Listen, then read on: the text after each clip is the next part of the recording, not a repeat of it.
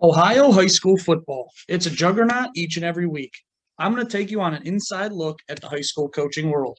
In the world of high school coaching, there is far more than what people see after 7 p.m. on a Friday night. This is the coach's approach.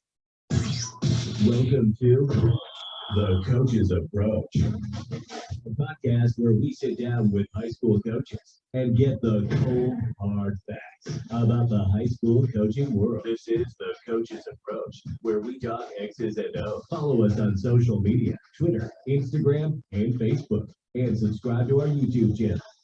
This is The Coach's Approach, where we talk the X's and O's. Win the day or dominate the day. The choice is yours. Hello, everyone, and welcome back to the Coach's Approach podcast. I'm your host, George Gresko. Today, I go one-on-one with my former head football coach, George Burich. Coach Burich, welcome to the show. Great to be here. Today's show is going to be a little different than any other. Today, we flip the script, essentially, which means I'm not going to be the only one asking the questions. Coach Burich and myself will go back and forth and have the opportunity to ask each other's life's toughest questions. There will be a lot of great questions going to be asked by by both of us, and a lot of information that I need to get off my chest and kind of need to be heard. But before we get started, I need to shout out our sponsors. Coach's Dry Rub, the all-American rub, laid on thick until it sticks. Anthony's Family Restaurant in Eastlake on the corner of 91 and Vine Street, where together is our favorite place to be. The Well Barn Grill in Kirtland, come in for a good time and some great food. G&G Printing, get your custom apparel printed in 7 to 10 days or less. Dominate your design. Coach, once again, welcome. I'm going to start off by, this is something I didn't go over with you. So this is the sneak up attack. I'm going to start off with a little background real quick of how we know each other. Coach Burich has been a huge part of my life. He was my head football coach at Eastlake North High School. Coach Burich has known me for a long time, since I was 7 or 8 years old. I used to come to the Ranger camps. That's kind of how we got to know one another. Coach Burich has been there for me through the best times in my life and also through some pretty tough times throughout my life. So this is why we kind of decided to sit down and do this episode. I'm going to start off with a series of questions, and then Coach Burich will follow up me afterwards. But I'm going to start off with a little story and a question to follow. My senior year of high school, we were playing over at Willoughby South. It was my final football game. You gave a pregame speech, and you pulled out a picture. The picture was of you and your father. Mm-hmm. And so there's a picture. I'll post this later on. This was a photo that kind of stuck with me, and then that speech kind of stuck with me over time of just how important time is and how precious family is. What did that photo mean to you? Man, you got me crying to start the interview, tearing up in the eyes. My dad and my relationship was close, and it revolved a lot around football. Whether it was him coaching me in football, whether it was him and I watching football together on Saturdays and Sundays. Him, when he was a truck driver, he always made the trips in to watch my games, no matter what. If he's cross country, he'd always be there Friday night. He'd be there Saturdays when I was in college, So I would see the big orange Schneider truck at North High School. So he had the right colors, orange and black. I think he'd be at, all over the Division II schedule for Mercyhurst when I was there. So it was something that bonded us. And again, my dad was super strict, so for all those players who thought that I was tough, he was a whole nother level of tough. He was a Marine, he truck driver, he coached youth sports, he was the president of the softball league in Willowick, he coached football at St. Mary Magdalene. And again, he taught me how to do things the right way. He held me accountable for my actions. He taught me to take responsibility. And, unfortunately, again, the way life goes, everybody has their losses at times that they might not be ready for. And I was, married a year or two, and get the phone call that, he passed away. And it's rough, when you have somebody that you depend upon so much to kind of keep you moving in the right direction, it's not there anymore. It's a big challenge, having any type of loss in your life to people close to you. is really impactful. And when it's the person who's one of the most important people in your life, it's even more challenging. No, I As you agree. know, you And know, yeah, and today's actually my brother's birthday. He passed away back in 2012, and but happy birthday to my brother. And but you're now a father of two to Yeah. Josie and Brady. Can you talk a little bit about the joys of being a father yourself? Oh man, it's awesome. Start with Josie, because again, she played tackle football this year for Kirtland in their youth league. She got after it. It was awesome. Like it'd be cool to go to the games. I'd be walking around, kind of watching the stands, and people would be talking, want to see the girl play because she was tough. She played Right. offensive line, and she got in there and she battled and had really good relations with the boys. They had good coaches, teach them how to do things the right way. So again, she's a competitor, just like her mom and her dad Right. and her brother. And she's done speed, strength, but then she's also a straight A student. She does her girly stuff. She has her girlfriend. She has her guy friends. She's something special, and I'm sure she's gonna do some amazing things as she continues to experience things as a young person. And then my son Brady, he's been through a lot of different versions of what my life's been, being a coach and then being an administrator. As he's growing up, there was a time where he was at practices, Oh yeah. and Gina picking him up after, as we share our parenting duties there throughout things. And he's a 16-year-old in high school now, so of course he knows everything. So You're right. we're in a good spot right now, because if I have any questions, I can just go to him for the answer. But he's playing football at Kirtland, going to school there. Got great teachers. He's really progressing on that end. So I'm proud of him with that part. The effort he puts into school and takes things seriously.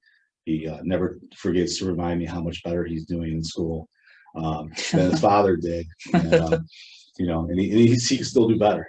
Again, so he's in a good spot there academically. And then there's so many good components to that school district. They got good principals, got a good teacher, and then of course, Tiger Liberty being the head football coach there is one of those things that you can't ask for more.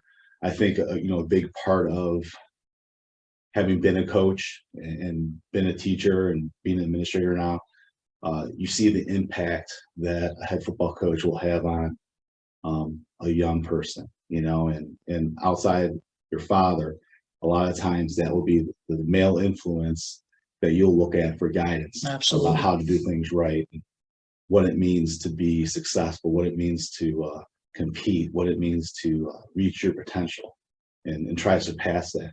So couldn't be more fortunate than living in a great city like Kirtland with a great school district and a great opportunity for my kids to be successful. Josie goes to St. Anselm right now. It's a big part of our family's been our faith.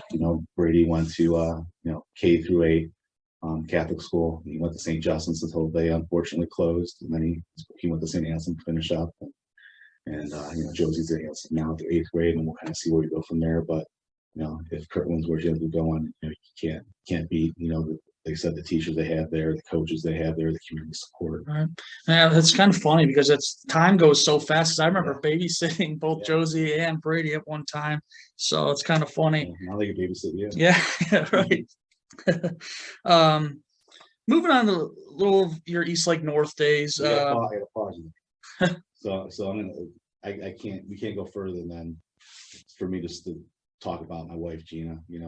Gina's a North grad as well. Sure. And she's been my everything, for a long time, and can't do anything in the coaching world and without having a strong person, by your side all the time, supporting you through the good and bad of everything, so, she's a big part of kind of taking over a role. My dad left when he passed, but she's the person who pushes me to do more and keeps me going. But again, I can't go further with that without talking about No, I agree. how special she is.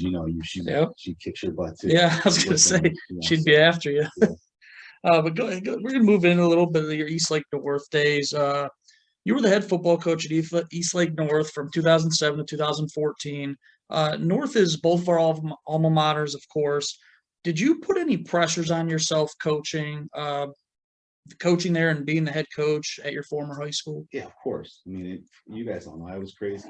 There's a different pre-tumor Burich and post-tumor version of me are definitely different people. Put a lot of pressure. Like I love every minute of being a teacher and being a coach at North High School. My grandfather, I don't know if you know this or not, he was a custodian and a mechanic for Willoughby Eastlake, retired from there. My parents both went to Eastlake North. Aunts, uncles, everybody there. So like my whole family was there. So again, I was a Catholic school boy myself as well. I went to St. Mary Magdalene and Willowick. But when time came, went to North, with a lot of my friends who I went to Magdalene with. And again, North Lee is such a special place in my heart. The coaches that have been there, like Coach McIntyre, I got an opportunity to get to know him and get support from him when I was a coach, as an assistant and a head coach. And he'd bring me boxes of stuff from his garage. He's like, my wife kind of wants me to figure things out. Would you be interested in these things? And George, it was like some of the most amazing absolutely, things I've ever read in football. I've gotten from him. Like he was a great coach, ahead of his time. He was doing like strength and conditioning stuff before it was a thing. Right. And again, he was always very supportive and come around and chat with myself, the other coaches. He would talk to the players at times, see even at that point. I remember being a player, having to talk when Coach Kakura was there. Coach Hurley, who was the coach after McIntyre, he was my freshman football coach. So I don't even know if you ever met the Coach Hurley, but he was there and is the athletic director, I think maybe my first year in high school. Dan Kakura, love him. Like he's been one of the biggest influences in my life. And you're not the only coach that's mentioned Kakura on the show. Don's mentioned him, and even Buzz helped Buzz out yeah. in his coaching career. Coach Kakura, one of the reasons I think I live in Kirtland is because he lived in Kirtland. I remember going to his house. He'd have all the seniors over for dinner before the big North-South game at the end of the season, and we just thought it was the coolest thing, and so when the house is available there and I could live in the same city as my head coach, that was a cool thing. And now we basically live around the block from us. Now I live in Kirtland, so I'm like, next thing you know, I'm gonna be his next door neighbor. So he better watch out. Nick Toth came in after Kakura. So between when I graduated high school and got into teaching, that switch had occurred with coaching. And again, somebody who's defined like my coaching career and just give me a fantastic foundation.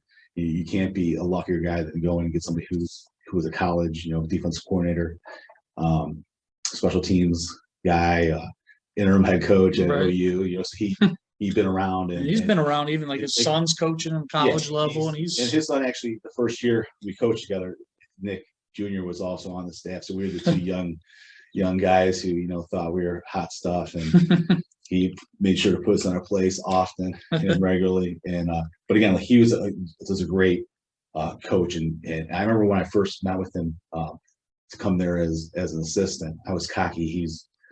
He's asking me like, what's your career goal would be? I said, well, someday I want to be head coach at North High School. It's kind of pretty crazy to tell a person that's hiring you that you want their job at some point. But it was probably the best thing because he made sure that I had the foundation there to do things and run a solid program. First class program was something that he was always really big on, saying like, if you're going to do it the right way. If you can't do it the right way, then get out. Right. And again, he's had so many coaching connections and opportunities to learn and grow for a young guy. And he was really into film, really into breaking things down. Like we'd have these play cards, like vanilla envelopes, and we had to chart everything. You'd have teams that run the old days without huddle, and it was just like the amount of work that went in on a weekend to do that, to learn was fantastic. So again, that experience was wonderful for a guy who wanted to be a head coach. I think that's a big part of it. When you have people who want to do those things, right? Those things are exciting. Some guys who just like coaching, they might not have liked coaching with him or for him as much as I did, because again, like I love football. Like it's been a bit, like I said, it's again that bond that I have with my dad, and kind of built on that bond. I have that bond with my son now. Right. I had the bond with my daughter, as well. My wife was a cheerleader, so that was big. And then, I was coach after Coach Toth, and you had Coach Bell for a year, and then Coach Dodd, now another North guy who was an upperclassman when I was, Right. freshman at North, so, and again, we had different relationships over the years too. We supported one another, going through being head coaches first time together. I remember him being at Gilmore and myself being at North, just talking on the phone sometimes and sharing things and meeting between seasons. So And we mentioned that too, is that you guys coached an all-star game together. Yeah, we did all my senior year. It was crazy. It was like North staff, Dodd, and one of the guys from his staff helped out with quarterbacks, I believe, and Coach Duffy was gonna coach too, and then some other things came up in his life, so he wasn't able to participate as much as he wanted to. And then you had like this all-star coaching staff that was coaching another team that night, and it was cool to go out there, compete, and come out with a W for you guys, because again, that's your last kind of high school experience. That actually would have been the last football game I played in. So that's all-star game. True, you never know when that last game comes. Exactly. Before being a head football coach at North, you were an assistant there, as you mentioned, for several years under Nick Toth. Mm-hmm. During your times as assistant, your son Brady was about to be born. Can you talk a little bit about that experience? Yeah, so like I said, like Nick was super intense with things. So it's almost one of those things I'm nervous to tell him that. Like I found out my wife is finally, we tried for a while to get pregnant, and then final due dates like in season. But like little did I know, at the same time as I'm having this conversation with him, there's 3 other coaches having the same conversation with him going into that season. So we had 4 coaches on staff that year who had sons that were going to be born. It's because you guys had all the downtime in the off season. Yeah, we would say one off night at the same time, but or around the same time. But like that whole season, it was 4 Fridays, different Fridays throughout the season, that our sons were born. Okay, and everybody's experience was slightly different. Pat Snodgrass, again, who's one of my closest friends growing up, he coached with me as well, as both as an assistant, then as a head coach, and we're still really close to this day. His son Patrick was born the week before Brady was born. But even going through that process, like you're going to the doctor's visits and kind of playing these things out. And when they say the due date, you're like, oh, that's in season, And then it's like, well, is there any way that, we could, have my wife induced? Because they would let you, like, you could take this, like, this pill that helps speed up the process to kind of have your child. So we scheduled for Thursday, so we go to the hospital. It's time. So we go to the hospital, and they give her this medicine to like, speed up the process. It did not speed up the process at all. I felt horrible because like, you had a game the next day. Well, not because of that. Like it's like forces contraction. So she's in horrible pain. I'm watching Prison Break, because it was the first time the show Prison Break was on TV. So I'm watching Prison Break, and she's moaning, and I'm sleeping on like a fold-out chair in the room, and she's in pain all night long. And then Brady came along, early Friday morning, and wow, it changes your life when you see your first child be born, for sure. After everybody was safe and sound and they're in the right spot, it's probably around 1 o'clock. So is it okay if I go to the game tonight? Again, coach's wife, man, she's like, of course, but again, every one of the coaches on being at the games Friday evening, some way or another. By no means were we forced to be there. It's always like, that as coaches, there's so many things that you sacrifice that are important things, like in people close to your life. And typically, in most cases, they understand, like, you're not going to be at a wedding during football season. Right. You're not going to be somewhere at Friday night, if you don't have to be, absolutely have to be, and it's not about being selfish. I think as a coach, like, it's a commitment that you're making to like the players and to the family and to the community. Like, people take that seriously, and in high school football, you talk about it in your intro all the time. In Ohio, it's a big deal, and it means something to everybody involved. And the show always goes on when somebody else will step up and do things if somebody can't be there. But again, it's you invest in the time in people, like you want to be part of that. Friday nights when you kind of see all the labors of your hard work, Right. your dedication. I think Buzz Edwards said it, like Ohio high school football is the mecca of high school football. Football is invented here, the Hall of Fame's here, so it's a pretty cool thing. Um, you were hired as the head football coach at North under one administration.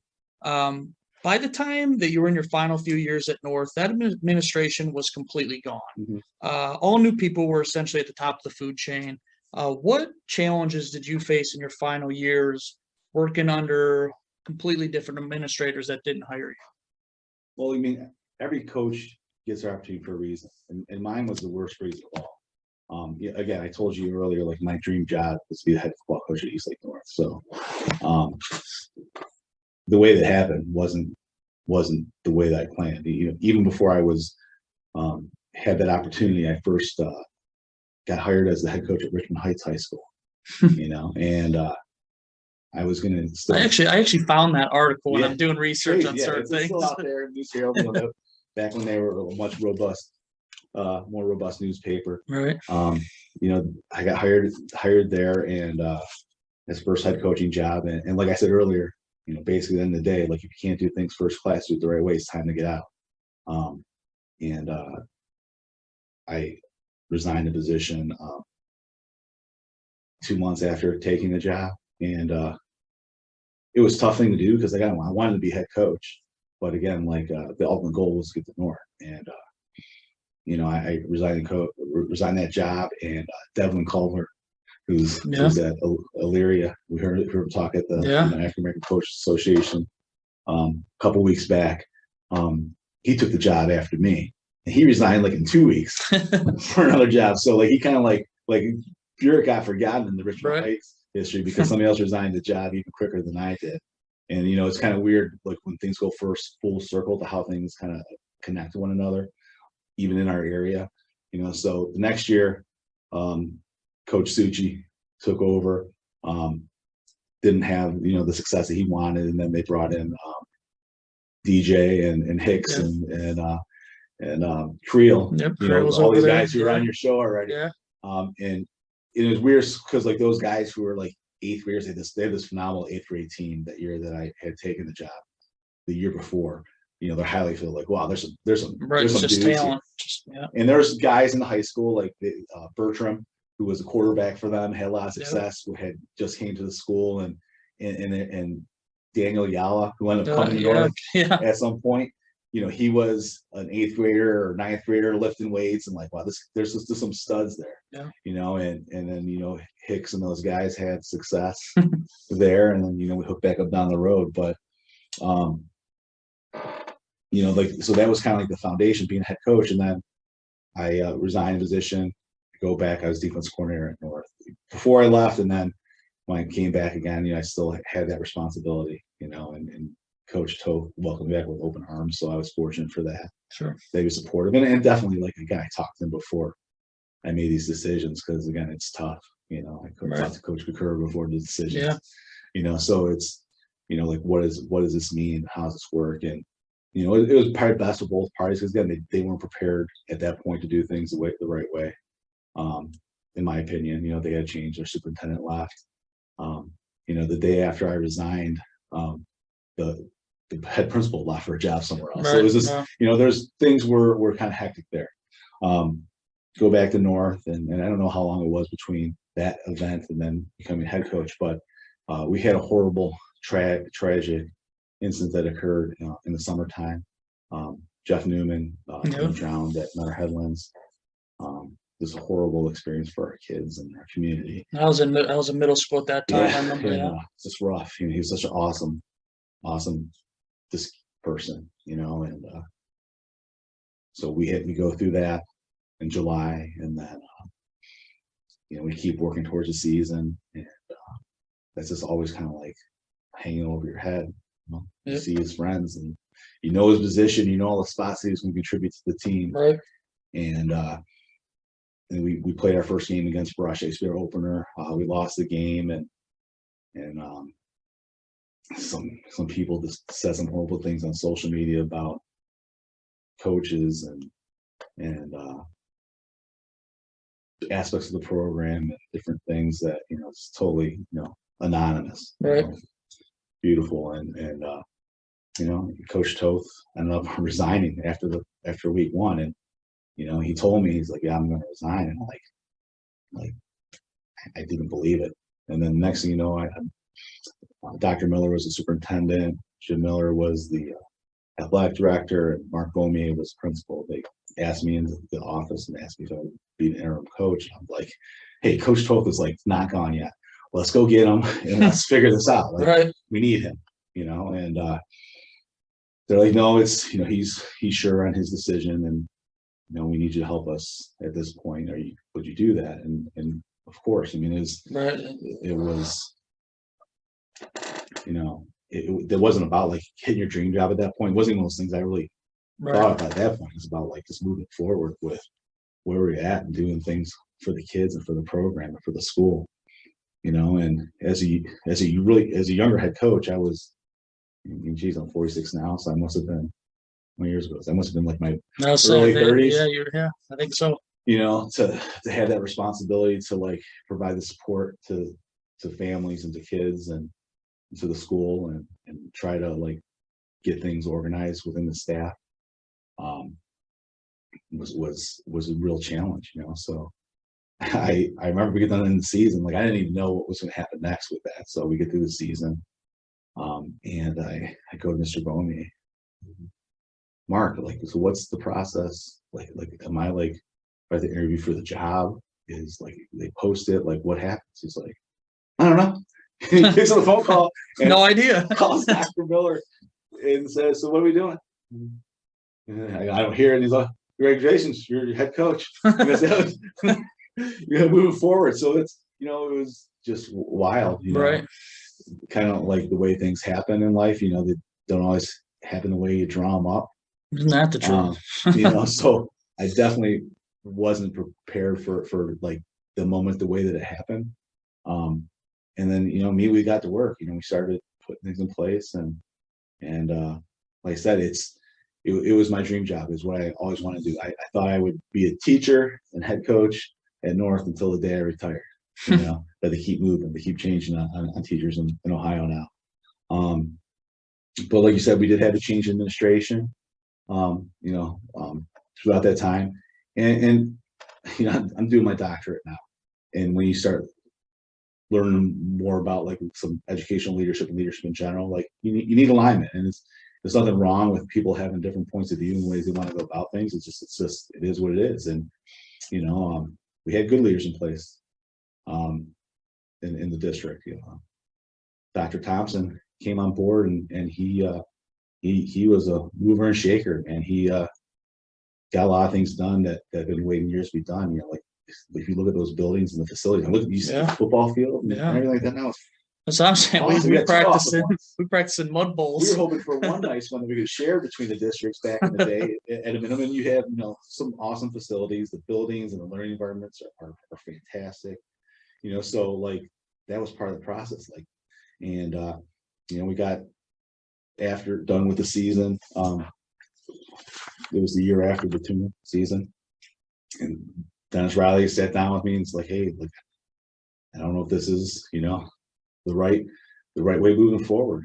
And I ended up, resigning the position, and they gave me the opportunity to like lead with respect and dignity. It wasn't like, hey, you're fired or we're going a different direction or whatnot. It was like, like it's time to make some changes, and that's cool. Right. Like I wish it wasn't the case, but it also happened after the tumor. Like I said, like I have these like two stages of my life that are completely different. And I love coaching there, and I love the kids there. I love the community, and again, there's a lot of pride because it's where you grew up and where you played and what you knew, right? So I resigned after that second 1-9 season, but I would still say that, like, again, like it was one of the most awesome privileges of my life that I've had was the opportunity to coach, the kids in East Lake and Willoway over the years, watch people grow and mature and accomplish things themselves. Would I like to win more football games? Hell yeah. Who doesn't want to win? But, I had hit so many hits in my head in general, like I can't remember half the games anyway. I remember relationships with the kids. I remember the relationships with the coaches. I remember relationships with parents. I remember relationships with the teachers. Like all that stuff is warm memories, you know. And like one of the things that's cool about the program, and the things I think that shows that there's a lot of great things going on. Like there's over 100 kids every single year, like coached at North. Right. Over 100 kids. Yep. East like North. Every year. Because we did a lot of great stuff. We took, trips, the college campuses. Yes, we did. we right? still have nightmares of these camps. And we did fundraisers. We had awesome uniforms. We had, want to try to do everything first class. Like how many different uniform combinations do we have that we could go through? Different one every game, I think. So you had that stuff, and I want you guys to have the great experiences and to like get every opportunity that you could possibly have to have a great football experience. Because I told you again, football is super meaningful to my life. Right. And if watching everybody grow, you have your guys who are great football players and athletes, and you have guys who want to be part of something bigger than themselves. And to watch both of those two groups grow and mature and to do things that they didn't think they had accomplished beforehand, like that's the best thing about coaching. Like that's the win. That's like I had every win I wanted there. Not everyone, because there's guys who got away that I love, that I still care for, and I wish would have stayed with the program all 4 years and not get caught up in things that pulled them in different directions. Because that was always the biggest challenge at North. Like if we could kept all those guys invested, think about the guys that you came in with. We graduated with 26 seniors that year, and there's like 10 other guys we had them. Like we could have graduated with like 38 seniors if they would stuck around. So, that's the hard part, but it's tough because again, like when you have 100+ kids in the program, there's only so many spots to go around. Right. Like that's the thing that sometimes I don't know if parents and everybody else understands is like, it hurts your heart to have to tell somebody they can't play as much as they want. Right. No. As head coach, again, like you don't want to tell a kid that like you're not as good as this kid. Like those are the challenging parts of the job. Again, sometimes I don't know if in the high school level and youth level, sometimes people really understand like some of the connections that really exist there. Nobody's paying you to come here. Right. Like people are paying to play, and they're investing a lot in that opportunity to go out and try to live their dreams and have a great experience. And again, it kills me that I couldn't give everybody the best experience maybe that they wanted, but again, I really do enjoy that experience that I had there.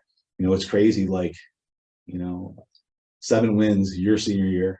It's the most wins that North had since 1994, when the year after I graduated with Burich. Right. It's awesome. Coach Dodd made the playoffs. That was a check box that I was dying to get, that he beat me to.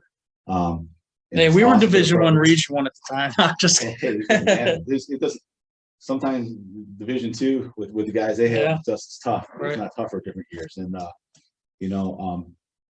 that's, again, like I said, that's part of it. Those are cool things, but like again, like the kids, the people, like those are the people that really push you. It's crazy. Like there's some people who be like, hey, well, that administrator that was there when you were a coach, maybe the administrator that was there, like helped me to become an administrator. Right. Like took me in and shared information with me and pushed me to be a better version of myself. So there's just awesome people, in that district. And maybe sometime in the future I'll be able to be back there in some capacity, going administration route. You never know what lies ahead for you. Like I said, a lot of great people and great opportunities, and some big parts of my life really happened there. Sure. I met my wife, right. In that school too. You're now an administrator role at Cowga Heights High School. How important is it for a teacher or coach to have the support from administration? Well, I think the biggest thing is what you're looking for is alignment, synergy. When you look at successful programs that year in, year out, you have the coaches, you got the administration, you have the booster club, you have the parents, you have the youth league. All those things move in the same direction. If you have any one of those things who starts straying off or trying to do it their way rather than our way, that's when things get tough. And when the challenge will be East Lake, I think is, and more so probably North and South, is that you have like the split school district. You Yep. have multiple middle schools, and there's a choice area, and that's fine. Like that's the way it was drawn up a long time ago, a galaxy far, far away. Right. And like Sean said, like you have to put together a good product if you want the kids to come to your program and make that experience something that they want to do. So that's on you as a head coach to take care of that part. But like you have multiple. You have the Willock Youth League for athletics, and you have the East Lake Youth League. Right. So like, who are those people, loyal to? Not in a bad sense, but like it's like me, like in Ohio State, and you like in Michigan. Right. I'm like, you're wrong, I'm right. But you know what I mean? So like trying to get all those things in alignment, this takes a lot of work. Right. And then they're competing against one another too. So you have East Lake competing against Willowick. So like you're trying to get people to do the same things and again, so it's just a lot of challenges, and it's crazy. Like, Will East Lake is the largest school district in Lake County. Right. Like it's larger than that. Yeah. And I think sometimes that's the part that's difficult, because when you talk about a school board of education, they get voted in, and if some communities vote in more members than others do, are you going to support the school that your child goes to, or are you going to support the school that someone else's child goes to? Right. I know like that might be a loaded question, but like again, like you're going to make sure that you can say it's all kids, but like there's challenges there. It's tough, and you're always making decisions that somebody might take the wrong way. And they're not making decisions the wrong way, but people start pointing out why they get this first. Right. You know what I mean? Like why this person gets second. There's plenty of reasons why. And you can't explain how the sausage is made to the people in the community. So what ends up happening is you start saying, well, you like the school better. That's not the case. It's just there's so many components, so I think like the alignment there sometimes gets tough, and it gets tough for South too. I'm sure there's Right. challenges. If we talk to Coach Duffy, that he would tell you that happened probably because of the split district. It might make things a little more difficult for them, because again, it's two large high schools is a tough thing to manage, Right. Overall. So so you always wonder, like, is there be a time where those schools will go back together, or will they keep their separate ways? Will it be less middle school, more middle schools? Like all these things Sure. are there. Like, it's funny, we say East Lake North, as we do this interview. Yeah. I only knew this North until maybe Right. like 2 years. I think the first time I ever saw East Lake North was maybe on my diploma, because again, like everybody's called it North. Right. As a Willowick person, like I don't know if that's just because again, even there's some little bit of conflict between the East Lake people and the Willowick people. Yeah. So there's it's just alignment's key. Like in Kirtland, it's like Tiger's a freaking awesome coach, but the two guys, okay, built the foundation there. Mr. Erder Yeah. and Dan Kakura, because what they did, they made that youth league strong, Yeah. and then that youth league made the football program strong, and then Tiger's leadership made that youth league even stronger. Sure. The staff I that you'll see people talk about Kirtland run, that's the offense I ran with Dan Kakura as my coach at North. Right. That was something Tiger came in. I believe like before he came there, he was a guy who was going like 5 wide, Yeah. You spread. throwing the ball around. But he watched some film and he's like, hey, these kids do this well. I'm not gonna get rid of it. Genius. I mean, that's like, coach looking at what's there and really kind of saying like, well, hey, what can we do about other people? And Sure. he had offensive line coach, Coach Morrison, who was, Yeah. he coached me when I was in high school, and now he's coaching my son. So that's cool too. But you had a bunch of coaches there that were doing things the right way. There's a line, and I could go to Jeff over at Kenston, like Yeah. Booster Club, the parents, the administration, like you have your superintendent down on the field and talking to the kids after games and really being a part of the program, and again, it's easier there because again, like Dr. Thompson, you go to North, and somebody's like, oh, why is he not at South? And you go to South, like, why is he not at North? Like, like I'm only one person. I got Right. his probably favorite game of the year is probably North South. He's been playing to say he wasn't at the game. He's the guy to be super neutral in the colors he wears, I guess. But alignment's a big part. Even when you're a head coach, if the alignment's not there, things get super challenging for a lot of different reasons. We're gonna get into that in a little bit. More shadow. Getting into that very soon. Coach, who would you say has been the biggest role model or someone you've always looked up to in your life? Non-family, Oh, because not I know your dad was a big one. dad and then Your family, yeah, lost. yeah, We lost, yeah. last January. He picked up after my dad was gone too. But so many of those people are my coaches. I had to write them down because I don't want to miss. Sure. Like Jerry Gavell, he was my Pee Wee football coach at St. Remac. That's funny you mentioned a Pee Wee football coach because I had a Pee Wee football coach. I still keep in touch with George Callahan. He coached for Air Force, but he actually started me over his son my first year ever playing. So that's one thing I always respect him for. So Mr. Jansky, he was my flag football coach. Michigan Wolverines was my team. I used to good team. I cheered for Michigan Wolverines one day. Outside of that, when I think it was against Ohio State one time, and that's when I learned that I'm Ohio State fan, not Michigan fan. So my dad, Jim Lomas, coached us 7th, 8th grade. At St. Mary Magdalene, like him, Basil, Kastrovich was one of our other coaches, and those guys are just awesome. Like they would load us up in vans and take us to football games, like on Friday nights and Saturday nights, all throughout the football season. We're 7th, 8th grade. Like those guys were crazy. I can't believe they would do that. They didn't have sons even on the team, right? But like awesome coaches. We won the city championship when we were in 7th grade, and then 8th grade we lost one game by a touchdown. We had to give up we gave up 2 touchdowns in one game. That's the only points we gave up in 2 years, and we had to lose that game. Dan Kakur, like I told you, like one of the kindest, gentlest, supportive, just people that you ever have or meet in your life. Like he's a special person to me. I have a special person to a lot of people. There's a lot of people I know he's made a big impact on their life. Mark McNally, he was my defense coordinator at Mercyhurst. Just super authentic. Yeah, McNally actually works with Coach Sean Richter now over in Painesville together. Yeah. Yeah. So Coach Mack was just awesome, defense coordinator there. Then he was the first head coach at Lake Erie College. Anthony Federico, he was the first head coach that I coached under when I got out of college. He was one of the innovators of the run and shoot offense. And it was crazy. Like he had worked with Mouse Davis, who was a big run and shoot guy, and he's like, it's a run that looks like a pass. So even though there's a lot of like pass heavy concepts, like you wanted to run the ball was the biggest part of it. But he was real big on goal setting. And kind of taught me about the importance of setting goals. Sure. He taught the kids that, he taught the coaches that. And then you had Nick Toth. I talked about him a lot earlier as far as being a huge coach influence. Again, he's 70 plus now and he's still getting after it. Yeah.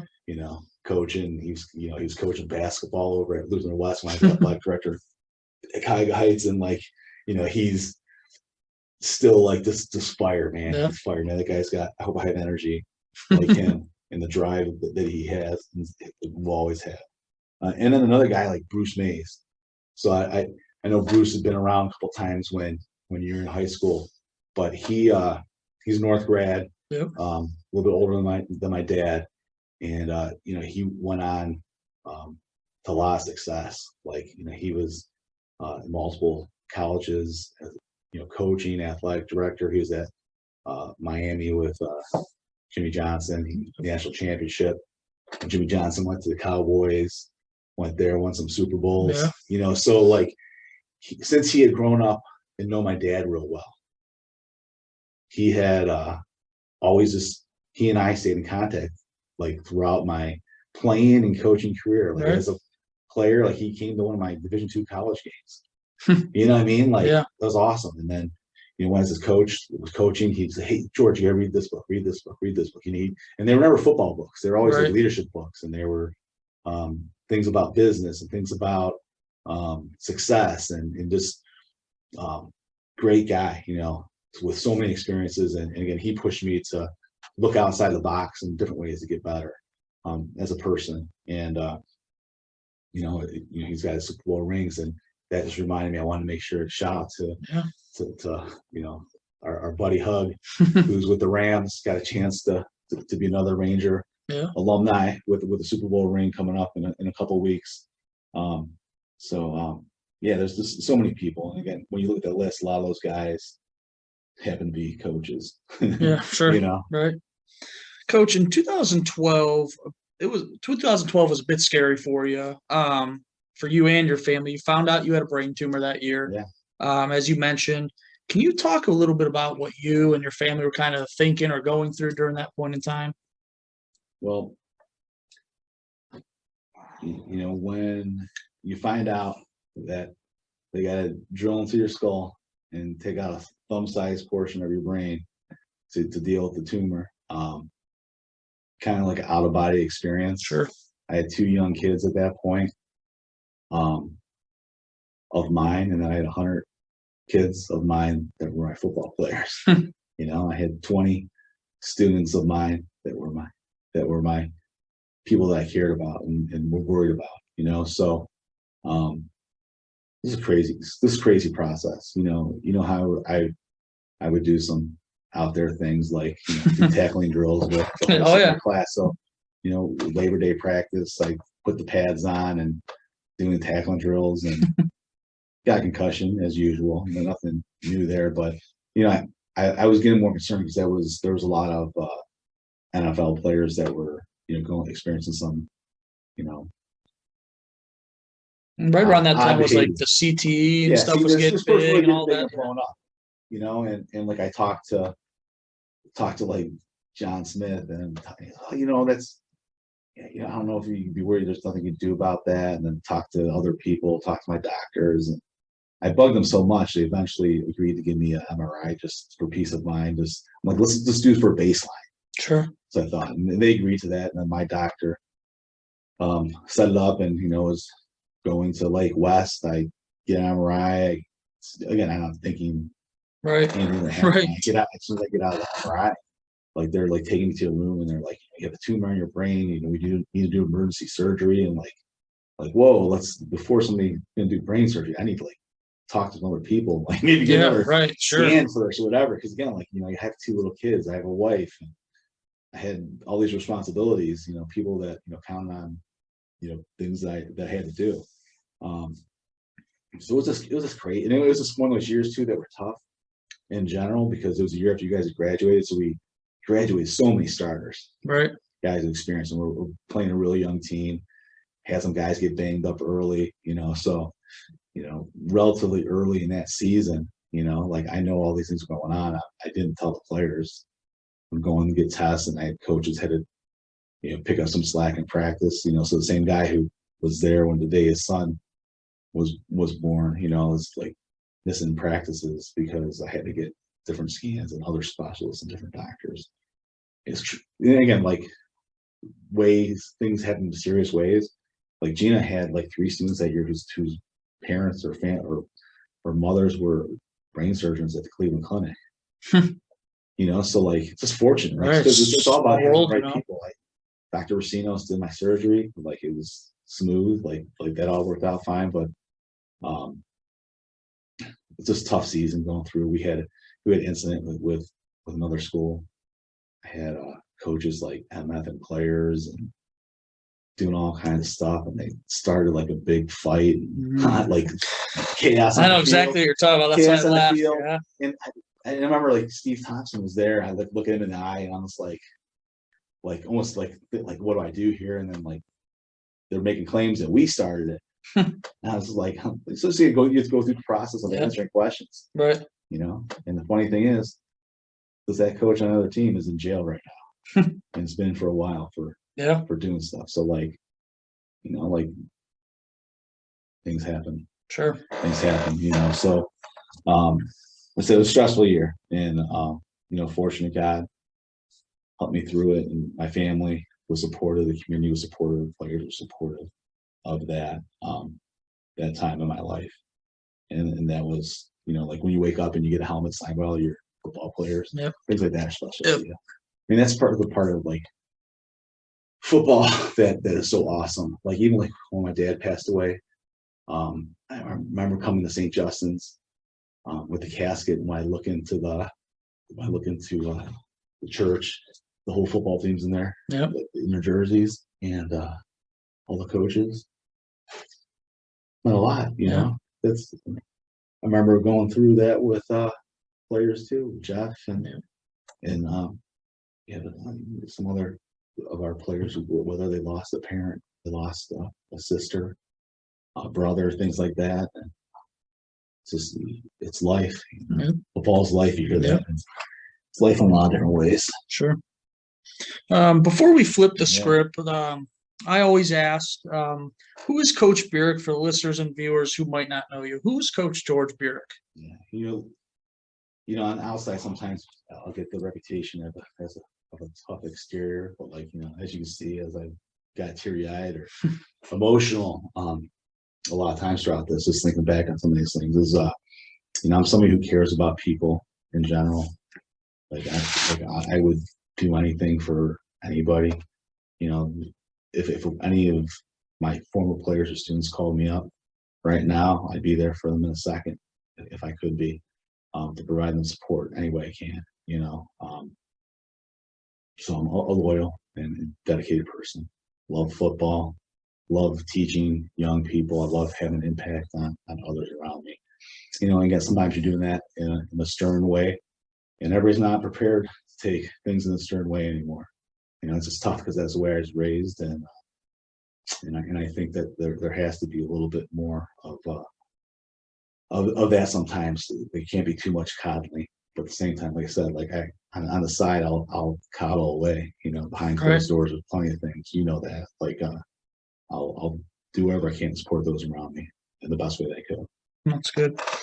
Coach, I'm now going to hand you over the reins to ask me anything you'd like. So let's go ahead and flip the script. I'm going to take a little drink because I'm going to talk up a little bit, I believe. Well, that was a therapy session.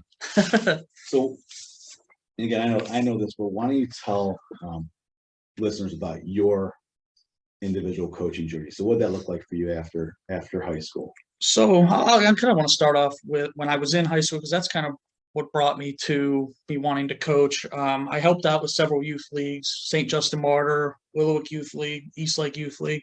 So I always liked that, kind of working with those young kids when I was in high school. I always liked going to their practices. Even after my practice was over, I would go up there to kind of help out. So that's kind of where it started. So then I head over to John Carroll University. I was there first semester. Unfortunately, during that time, I hurt my shoulder. I was going through some family stuff. I had 2 shoulder surgeries, one in high school, then actually 2 more than in college. The most beneficial part for me being a coach that was at John Carroll, I mentioned this in one of my other shows, was I sat in a bunch of meetings that year throughout football season because I was injured. I had nothing better to do, so I kind of picked coaches' brains and so on and so forth there. So that was kind of a cool experience, learning as much football as I could. So I think that was one of the most beneficial years after kind of my playing days were over. Then when I was at John Carroll, on top of all my shoulder surgery and that type of thing going on, my brother was actually killed. He was a Willoughby police officer, as I mentioned. Today's his birthday, so hey, birthday again. So I was going through a lot of stuff at one time. First semester in college, shoulder surgeries, brother passing.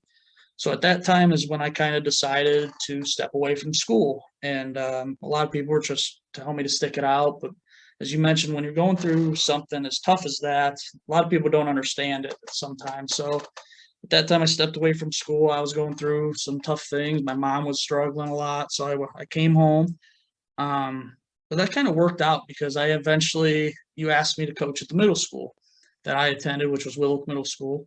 And I coached with Clendenning and Bubonics and those guys and Phillips. And they kind of taught me the ways around coaching middle school football. And it was kind of cool because it was my old middle school also. So it was cool being around, and I painted things. And I tell you, from my perspective, one of the coolest things to watch was all those guys that were coming up lifting weights at the high school, you know. So we had our high school lifting going on in the summertime, and you'd be rolling in there with like 15, 20 middle school we kids. Had a big middle school team. We had 26 kids. And they were coming, they were running and doing stuff, you know, again, doing stuff to get better. And that was kind of the first time that middle school really lifted that year between both middle school. I mean, a few kids would come up and here and there, but Yeah, that was kind of the first year we had almost a full team there 3 days a week, which was very cool. And it was benefited those kids. They went 5-3 in middle school, and then that was actually the team when Dodd actually took over, beating South and making the playoffs. And so it was kind of cool watching them guys You tell grow up. me if kids decide to put the time and effort in commit in middle school, that they could have success later on in high school. Absolutely. It's mind blowing, man. And again, the alignment between middle school or youth league to middle school to high school is huge. Kirtland, like, listen, their middle school team and their high school team are all there working out. Like they're like that weight room is like the most used weight room in Lake County. And they're not one of the biggest schools in Lake County. Right. So yeah, I was at Willock Middle School as a volunteer there for 1 year. Then an opportunity struck. Tim McGlowsey got hired over at Newberry, and it's kind of funny. So I was headed to Newberry to sign my contract, but then Jeff Grubich called me at Kenson because you were over at Kenson at the time, kind of referenced me to get that job. So I was headed to Newberry to sign my contract. Grubich calls me. I keep driving right past Newberry, right to Kenson, and I signed a contract to Kenson the same day. And I was fortunate enough to work with you as coaches. Now we made the playoffs that first year. That was a cool experience. But I saw that picture. Yeah, you and I after that, because it was like, this get that week 11. Sure. Like, I don't know, some of the teams that do it all the time. I don't know if they know how special the thing is for somebody who's never done it before, hasn't experienced it. Like when people talk about expanding the playoffs and things like that, I know there's been some lopsided games in that first round, but again, that's for a kid who loves football, for a community that loves football, like it's something that's special to them. Yeah, and like now we were at Kenson. I was there for 6 years. I was there from 2014 to 2018, so I was there for quite a bit. It was their first state title run, which was incredible. 2017, I actually was a finalist for the West Geauga job. I got down to the final three. Unfortunately, I didn't get it, but it kind of worked itself out because the next year, state at Kenson, we won a state title. So again, it's kind of God works in mysterious ways sometimes, and things work out in your favor. So then the following year, after winning a state championship, I was looking into head coaching jobs. The year before, I was finalist at West Geauga, and then the following year, Cardinal kind of came along, which was kind of a strange process because I applied for a quarterback's position, assistant coach position. I get to the interview and find out the head coach resigned. So the AD there was like, George, would you be interested in being the head football coach here? I'm like, so I kind of got blindsided. I would walk in and wasn't even dressed up for this thing, That's the way you wrote it up. Right? Yeah. Sometimes, there's intense processes sometimes where you go through multiple rounds of interviews and you're interviewing with parents and alumni, and players and school board members and everybody and their mother. And then other times where, your situation where they ask you when you're going for one job about another one, and same thing, like, when I got Mark Bonnier calling up the superintendent. Yeah. Oh, job is yours next year. Right. And that's how my two head coaching interviews went. At West Geauga, there was everyone and their mother in the interview, youth parents. It was everybody was there. Yeah. And then I get to Cardinal, they asked me if I want to be the head coach. A month later, I was named their head coach. So it's kind of just like a unique situation.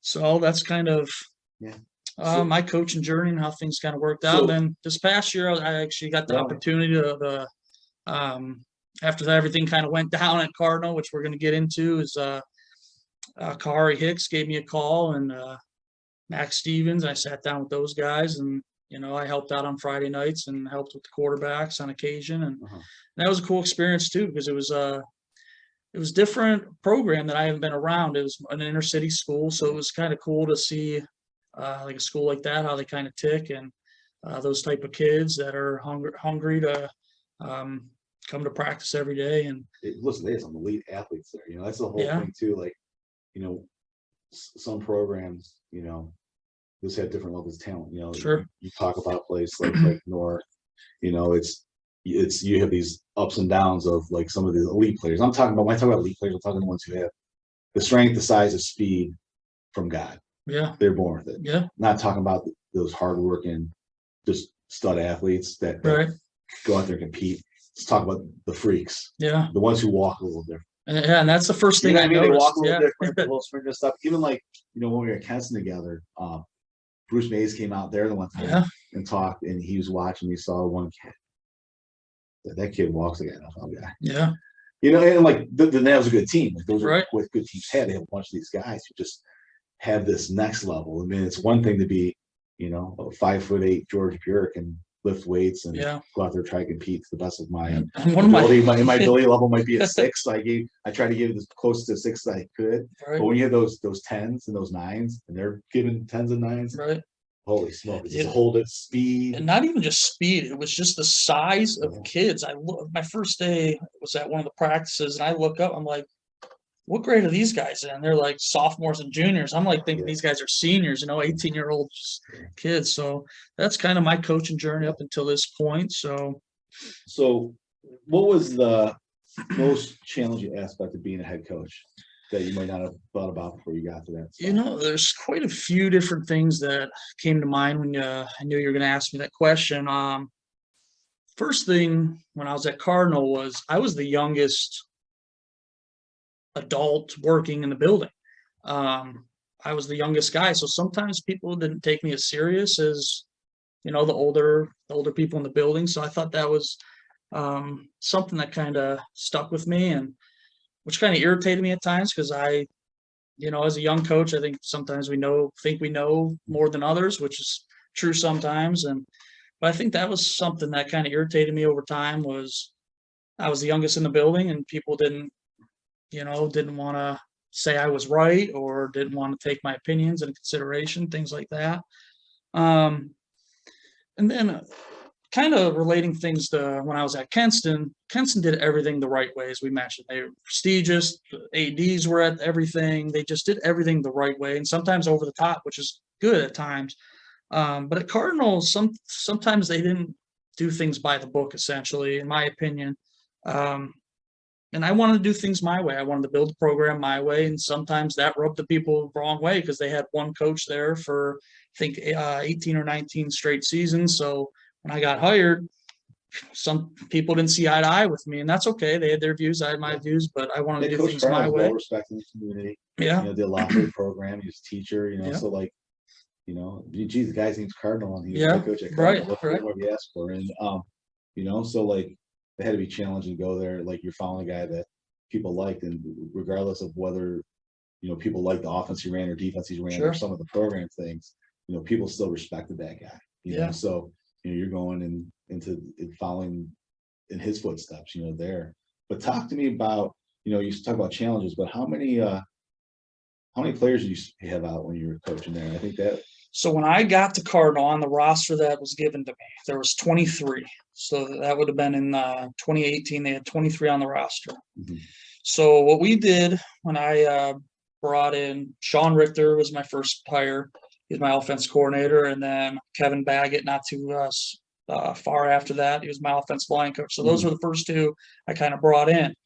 And when I told them, I said, we're going to start workouts immediately, and I want us to be crazy. Like I want us to be loud, excited, just obnoxious, and getting these kids like, holy crap, these guys are crazy. But getting them excited though to be there. And so that first workout, we literally had 70 kids show up, which was phenomenal. I was with 3 coaches there, so it was kind of a crazy. I'm like, so we didn't know how many kids, but year one we get there. 23 on the roster, and we ended up having 47 by the end of that season. There were some injuries and some kids fell off, but we had 47. There is excitement in the program, and that's also a challenge you see when there's a longtime coach in a program and they're getting closer to retirement age, and again, like you're maybe not as invested in like doing all the little things that sometimes people don't realize head coaches need to do. Absolutely. And there's other things in your life that draws you other direction. So like there's always that point where a shot of energy to a program, sometimes is the right thing. Right. And I'm sure at North, like listen, at North probably after I left, like bringing Mike in, from Lake Catholic, had a lot of success there. Had success as defense coordinator at Willoughby South. Like, hey, maybe this because again, that was one of the things that I did. It might have been my biggest mistake, or it actually it wasn't great for the kids, but in the end, because the one season when we went 1-9 my last year coaching, no, excuse me, the year after you graduated, went 1-9, had some injuries, but we kept the freshmen together. Right. And if you remember, Yeah. undefeated, they beat Ignatius, they beat Menor, they beat Yeah. Eds. They went Like, 10-0 that season. yeah, like, okay, that was so some of those guys, not all of them, but some of those guys probably could help us on JV. And Yeah. it Right. trickles up, you know what I mean? Maybe one could have got some reps in varsity here or there.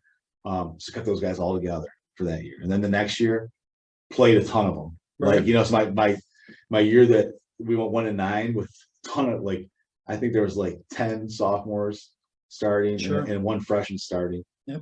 That season, and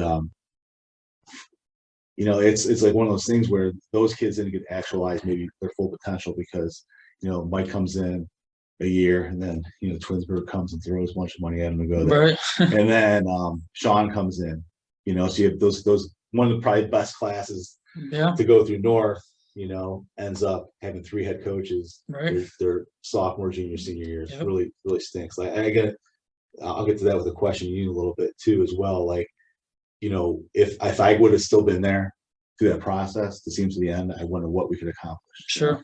I think a couple of those check boxes that I wanted to get as a coach, we probably could have. Oh, Knew it was gonna sacked happen. them. Sacked It was them. gonna happen.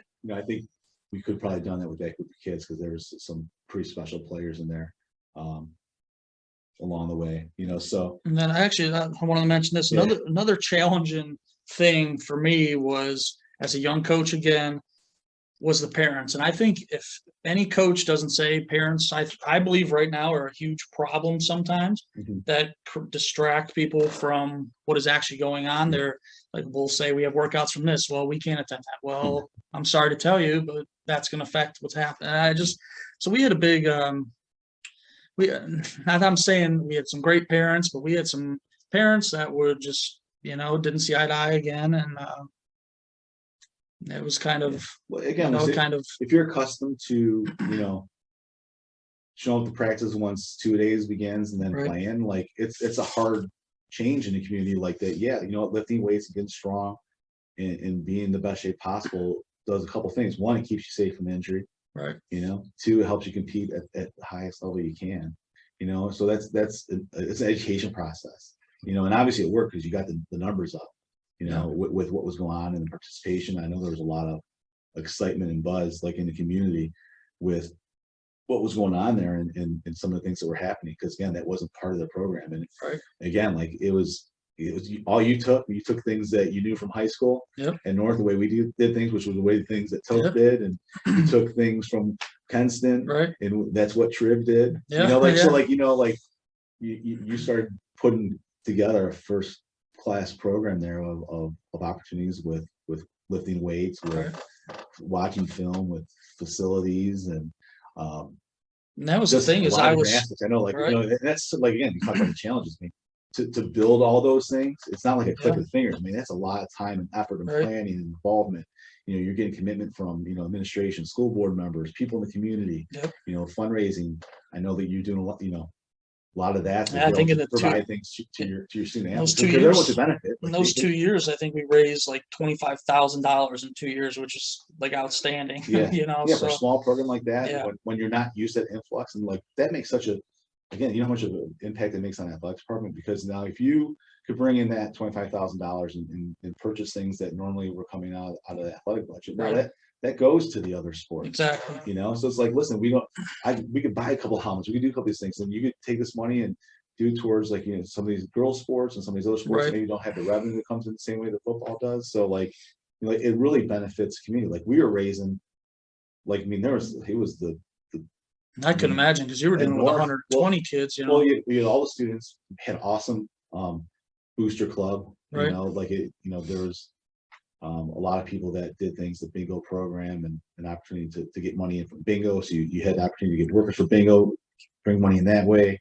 We did card sales, we did as many different things as we possibly could to generate revenue. So like, if a parent didn't want to do any of that stuff, they could say, hey, like, here's $200, Right. and I don't want to do anything else. And then other people would go out, like you'd sell the cards to do these Yeah. things. And if the people couldn't afford it, like nobody didn't get the same thing as everybody got. You guys all had the same shirts, Yep. shorts, you had opportunity to get the same. Remember we had all those And I did this, spikes, and I did the same exact thing. Shorts. I So- mean, you were organized, meshes, like, and the kids Yeah. have those. Like, and the biggest thing would be like, listen, the value of this was like $450 for Right. what your kid was getting. And, if you wanted to pay $200 to get it, you could do that. If you wanted to fundraise, you could do that too. And we threw it into the pot, we split it up.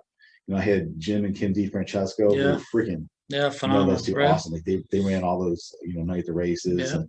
and did so much for our kids. They organized team meals. Like I remember back in the day, like Chipotle and Chick-fil-A, they would donate stuff for free. Yeah. Well, at least they would get it for free. Like they would, Yeah. bug them, and we have all these burritos and all that Yeah. Chick-fil-A for students, for our players for the games, but again, like talk about challenges, like all that is logistics too. So it's Yeah. like you don't have director of operations, like that's Right. the head football coach, Yeah, right? exactly. And again, like you said, you're the young guy in the block, and people are like, who's this guy here doing all these things? Yeah. Making all this noise. Right. And that's what kind of happened is I think over time which I don't know if I piss people off or whatnot, but I think I got such a support system so early on that I think it rubbed some people the wrong way, and they're like, that's what kind of happened. So Probably the same with me and my friend. yeah. Again, like if you want to do it the right way, you want to work hard and do there, like that's one way to go about it. There's plenty of different ways, and there's different leadership styles and different ways to get things done. Because again, like Jeff's just as loud and crazy Yeah. doing stuff, right? Yeah. Absolutely. When I listen to Buzz and listen to some of the guys, and even Triv, you hear some of the ways they did Yeah. things. Because I remember hearing that story different times when, like, he went in there and shook up things in the youth leagues in the middle school there at Menor, basically like, hey, this is going to be the Menor way, Right. or you need to go. Yeah. And like and I'm sure there's people who didn't love that at that point. Right. Once you change things up and you say you got to do it this way, everybody has their opinion, their way that they think things should Yeah. best be done. Yep. And I think sometimes people forget one of the biggest things about extracurricular activities in high school sports is it's an educational tool. Yes, it's Yep. competitive, and yes, it's important, but like it's the life lessons, it's the learning how to be a part of a team, be part of a Yep. group that we're always like kind of trying to emphasize. How about on the flip side of that, what was the most rewarding part? So about rewarding, it's always the relationships, like you mentioned. It's the talks that you have with your team. One thing I'll bring up is my first year we coached a guy named Morgan Hirschberger, which after he graduated, he took his own life, unfortunately, and it's one of those things where it's always in the back of your mind. But that season after that happened, so we sat the team down and just kind of was an open room, and anyone could kind of sit up and say whatever they wanted and how they were feeling, and each coach kind of talked, and every player stood up, went to the front of the room and talked that day. And I think that was the biggest impactful thing that happened in my 2-year coaching career there, is every coach or every player stood up there and said something that was on their mind, or something was bothering them, or something about their home life. And I thought there was a lot of teary eyes in that room that day. Yeah. And from coaches talking, players talking, and just things that, like, one kid stood up and said he had a special needs cousin that he didn't spend a whole lot of time with, and he kind of regretted that, and she ended up passing. I'm like, that was kind of an impactful thing that he got up there and said. And just things like that, just building those relationships with those kids, because they become your family. They really do. And I loved every one of those kids over at Cardinal, and I treated them the way they were needed to be treated. And a lot of those kids over at Cardinal they come from sometimes broken households, and that's just the way that area is sometimes. Not all of them, but some. And one year I always bring up, we delivered Easter baskets to some of the elementary school kids, and that was the first time I really got to see like the area and areas that I weren't familiar with that were inside the city limits. And it was amazing to me, because I'm like, wow, they're living in this type of condition, whether it's in a trailer or, which it was just a eye-opening experience for me. But again, it's always the relationships and that thing. And again, you mentioned coaches were part of your relationships that you built over time. And I brought on Sean Richter. We got very close. I mean, we played with each other in high school, and I brought on Kevin Baggett, which I didn't know Kevin Baggett before I hired him. And I'll tell you what, he's just a great human being, great man, great husband, just great family guy. And first, I wasn't going to hire him, and I was going to go with someone else. But something told me deep down that this guy is who if I'm going to spend time with someone, those are the guys I want to spend time with. Because I mean, that's a lot of time coaching football. That's the whole other brotherhood. The guys you've coached with over the years, and you get a chance.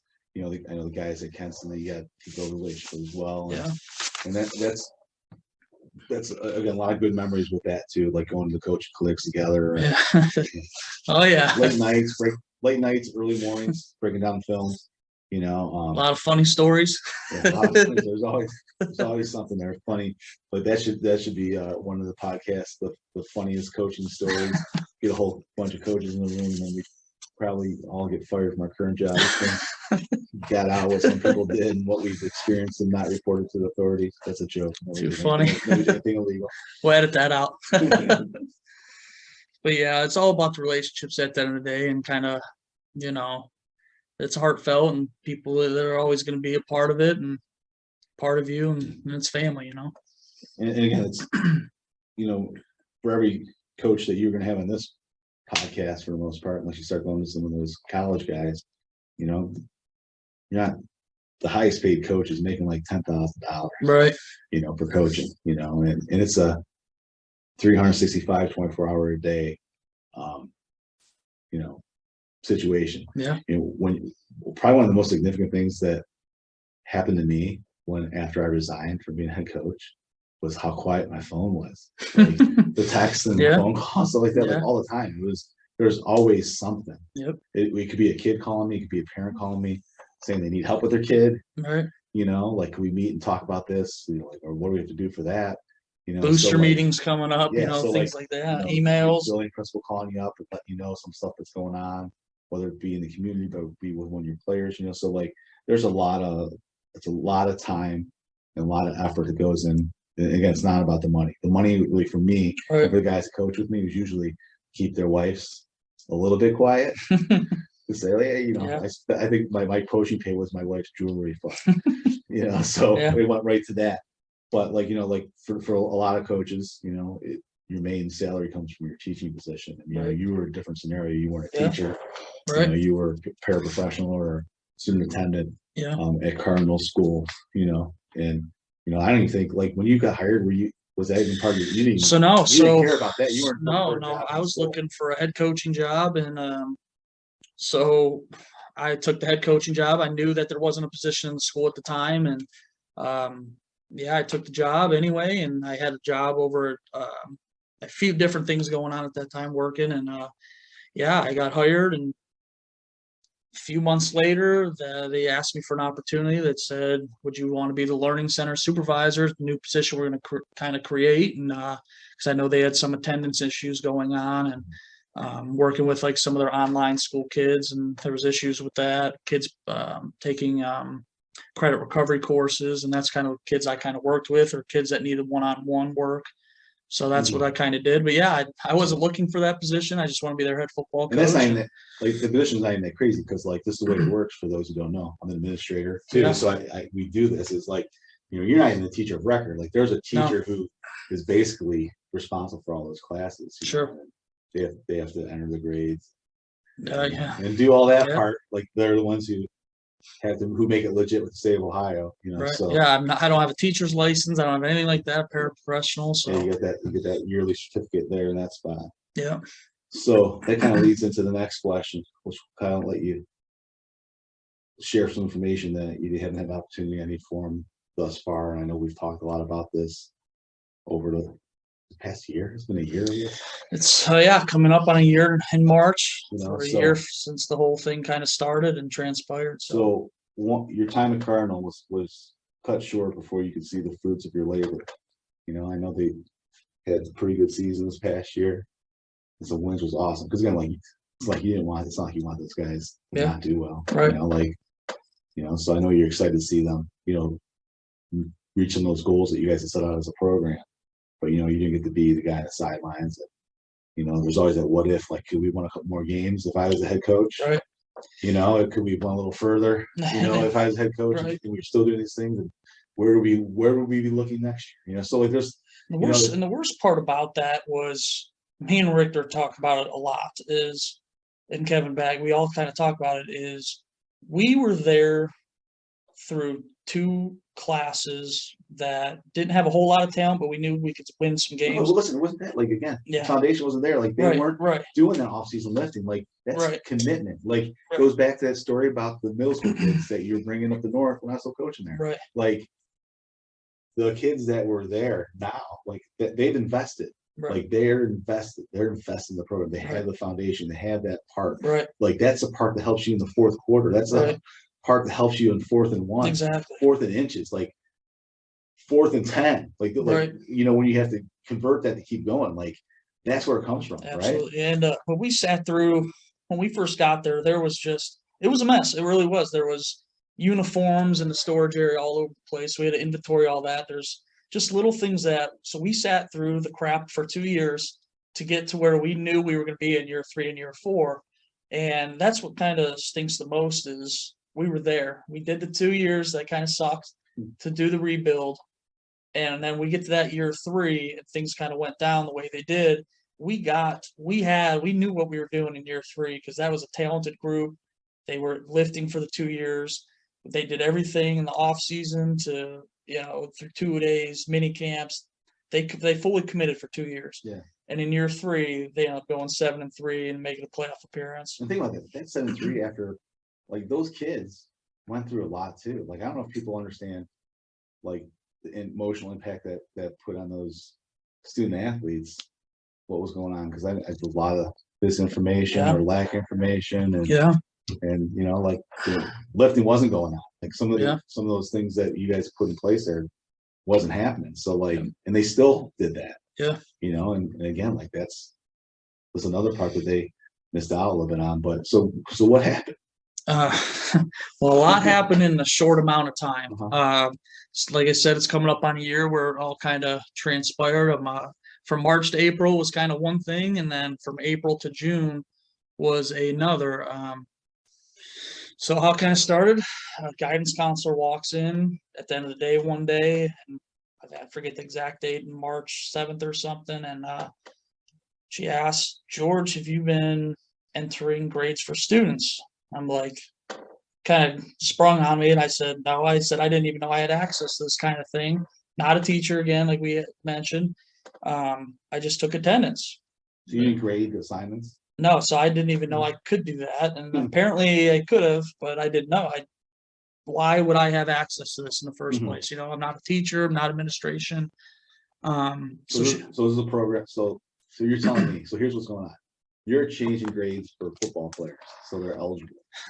That's where the story gets even better. Is none of these kids are athletes. So that's what the story. When it kind of hit the news, everyone's like, "Are these kids? Oh, he's a football coach. They're all athletes. They're all football players." Well, there's 7 kids. None of them are athletes. Do credit recovery. Exactly. Yeah. Need to graduate on time. These are kids that, for whatever reason in their lives, need things delivered in a different way than traditional students. So, like, I know again, schools do this all over the place. They're pulling them out of a separate place. Yep. They work at their own pace. You're sitting there cracking a whip. So they're doing their work. They're not sleeping. They're not on their cell phone. Exactly. They're not trying to get somebody else to do their work for them. Exactly. Right. Yep. And that's kind of the position I had as I worked with kids one-on-one. Some of them were more of true one-on-one work where I'm like tutoring them. The other kids, I'm just kind of monitoring, making sure that they're staying on pace to get their work done. So you're doing this. Guidance counselor asks you, "Are you entering grades in?" Right, and that's why I like, was kind of shooken up. I'm like, I said I didn't even know I had access to this. And the weird thing was, the guidance counselor at the time was kind of showing me how to do it. She's like, if you were to do this, this is how you would do it. So I'm like, that's kind of a weird what kind of happened. So she kind of laughed, and I said, no, I didn't do this. And the next day, I talked with the principal, and he said, just so you know, this is kind of what happened, and someone has been entering grades for. So I'm like, okay. He's like, well, do you have anything to do with this? I said, absolutely not. I said, once again, I didn't know I had access to do something like that. And yeah, so then my computer ended up getting taken to the IT department, and The Cardinal have like a full-time IT. I don't know if they were full-time, but there was a person that would be in the building here and Yeah. there. So it got taken to the IT department. I get my computer then back, get taken to the IT department again. I get it back. So it was kind of like a weird, I'm like, what the heck's going on? It was kind of a, Yeah. if you're going to take it once, you find out what you need to find. But they gave it back. So I'm like, I don't know. It was just kind of a weird scenario for me. So then spring break hit. I haven't heard anything for 2 weeks now. Spring break, nothing I didn't hear anything. We get back. You're still coaching and Yeah, I'm still we're lifting, we're doing everything. Yeah. Supervision of kids. Yeah. So it's still doing everything. So get back the day after spring break, and principal calls me in. He goes, well, police are going to come in and talk with you. I said, okay. I cooperated. I actually called the union rep at that time, and I said, this is what's happening. Can you be here for this meeting with me? Because I didn't know if I needed a lawyer right away. I didn't know what was going on. I've never been in trouble in my life. I don't even have a speeding ticket, never been in an accident. I've never stolen yeah, never stolen a candy bar. Like, I've never been in trouble in my entire life. So I'm like, can someone sit in this meeting with me? And I thought it was just like just them talking with me. Well, it happened to be a full out interrogation at the high school. So I'm like, so at that point, they asked me all these questions. I'm cooperating, and it slowly felt like I was getting backed into the corner right there. So I said, hey, I feel like I'm getting back in the corner, and I don't want to answer anything else. I didn't feel it was kind of right. And the lady that was with me, she said, yeah, I felt like they're backing in the corner at the same time. So she said that too. And she goes, George, after the fact, she said, George, you're super calm. Like, sometimes when people are in bad situations that they kind of are jittery. And she's like, George, you were calm as, Yeah. And but after that meeting, police took my laptop, and that was kind of my laptop's out of my hand at that time, and still continuing to go to work all week. So that happened on a Monday. So now we get to Thursday. I'm working without my laptop, so I'm just kind of walking around and monitoring kids at that time. I couldn't even take attendance. So we get to Thursday, and this is something that I might not ever get the answer to. So on that Thursday, when I don't have my school laptop, I get an email to my phone saying someone tried logging into my online to take attendance. I forget what it's called, but to take attendance. So I'm like, this is odd, because I don't have my computer to do it. So I take that to the principal, and he said, okay, I'll take care of it. And so I immediately call our union rep. I said, this is what happened, and I sent her the email and everything, and she's like, holy cow, something's going on. Well, now we're Friday. It's Thursday, the same day that I get that email. I get put on administrative leave. Mm-hmm. So starting Friday. That's typical, like, again, that's which you gotta is do an investigation, like if you right. get the person out of the setting, you make sure that you kind of take care of that. So that's nothing as an administrator. That's right. Probably didn't do it earlier, potentially. Right. If that was the case, but and then it kind of finds out that Thursday, where someone logged into my stuff, grades were being changed that day when I didn't have my school laptop, which I'm like, does that explain it kind of right there? Grades got changed. I don't have my school laptop. I'm like, something is going on. Yeah. So that's kind of. And again, just knowing more parts of the story that you're sharing, that's the dilemma with the justice system. Because again, you learn justice is blind. Yep. And that, you go to court, you can defend yourself, but I don't know if everybody really understands the financial obligation that it takes to defend oneself. And that's when we start talking about equity and what's going on in America, in general. This isn't a race-based thing, but if you don't have the finances, it gets really tricky, doesn't it? Oh, yeah. So thankfully, my dad and my aunt, which I owe them a lot of money now, I'm out of quite a bit of money from it. And yeah, so we got down to, I got charged with, 2 felonies, and I was on the golf course when I kind of found out. I'm like, holy crap. Like, it blew my mind. My phone was kind of blowing up, but yeah, I had a decision to make.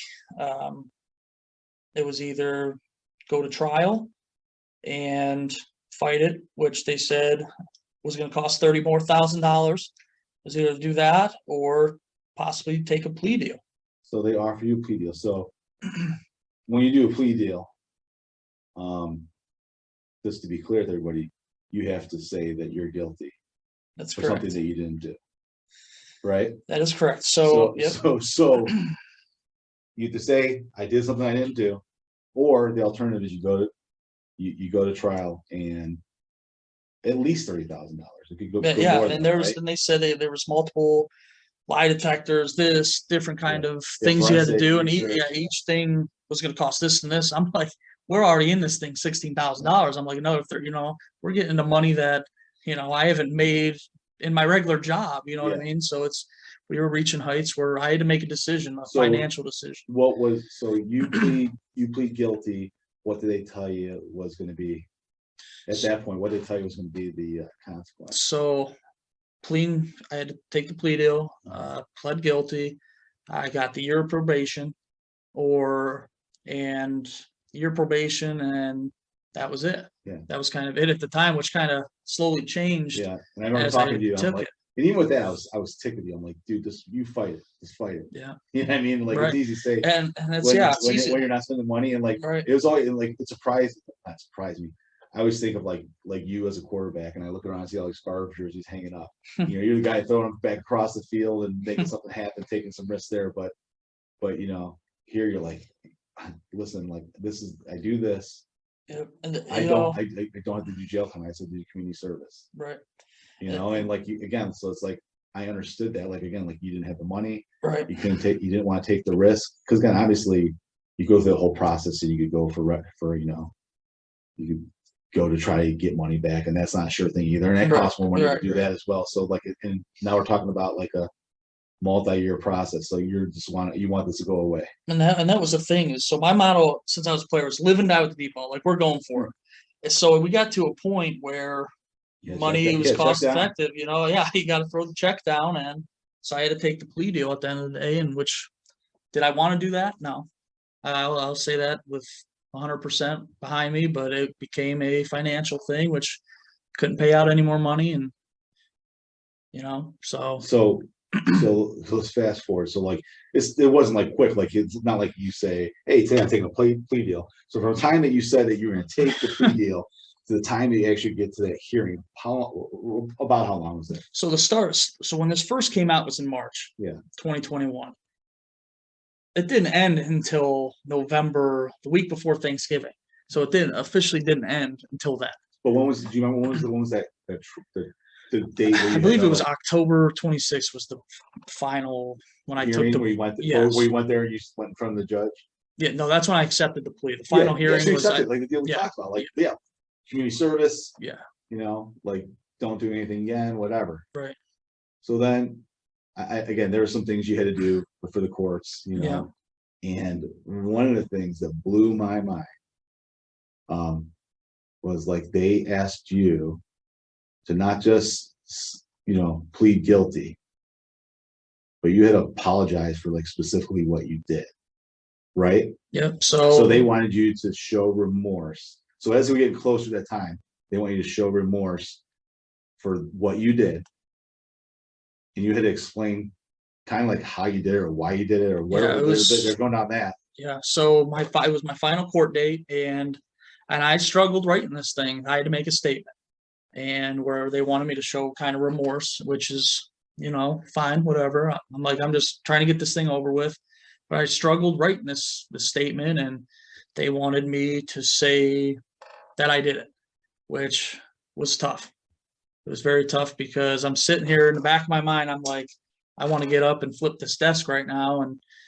And then, so I ended up doing the statement. And a few minutes later, I find out that I'm going to do 7 days in jail also, which I'm like, I like burned holes in the back of my lawyer's head, you know. Right, I'm so like, what- like thinking, Talk, I'm like, talk to me about, tell me some of the grandstanding that the prosecutor, some of the things, I remember you telling me some of the things that he said that day so to yeah, you. yeah. So he said something along the lines of that I drug the people into a boosters meeting and board meeting, that I was sending out text messages to people to accuse people of this and this and this, which I never did. And yeah, it was kind of wild because I'm sitting there as he's talking. I'm like, what is he talking about? Like, where is he getting like these kind of ideas about me? Because that's not the person who I am. And I'm just sitting there biting my tongue as this is happening, and I can't do anything about it. So And it's hard. Like, again, like I told you beforehand, I'm only going if you say not guilty. Like, I was like all in and said not guilty. It just made me angry yeah, about the situation, the way things went down, and information that you shared, and some other things that I was aware of. That this didn't smell right, or and again, whatever it was, again, I can't say, but like I've known you for 20 years, you've never lied to me. yeah, Like that's, like you've been brutally honest with things. I think both of us both ways. And if you, right, and again, I told you one point, like, dude, if you did this, I got your back and I'll support you and take responsibility and do these things. And you're like, do it, yeah, and like to go there. Again, so I didn't go that day, and I know your mom and dad didn't either, because they both were like, yep, they wouldn't want to eat, like Yep. they'd be yelling at Yeah, everybody and there, yeah, oh, yeah. so it's one of those things too where they couldn't do it. But again, even you told me a story. They sentenced you to 7 days. You're going.